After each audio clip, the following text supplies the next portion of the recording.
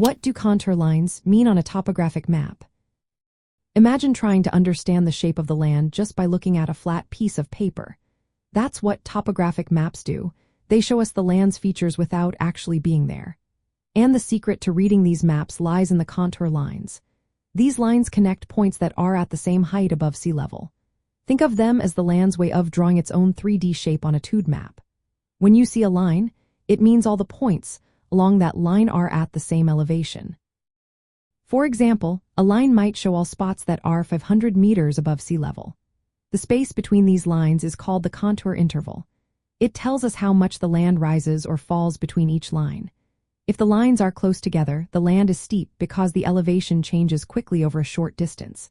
If they are far apart, the land is gentle or flat, with slow elevation changes. Contour lines often form closed loops, which can representing hills or mountains. Smaller loops inside bigger loops usually mean a hilltop or a mountain peak. Sometimes, lines are labeled with their elevation, called index contours, making it easier to read the map.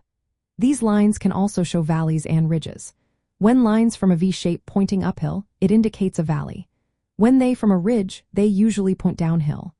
Using contour lines helps students visualize the terrain without stepping outside the classroom. It turns a flat map into a picture of the land's shape. In classroom activities, students can trace these lines to create elevation profiles, marking the height at each contour.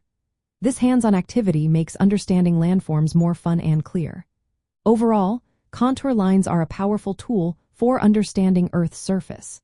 They help students connect what they see on a map with real-world landscapes, making geography more interactive and easier to grasp.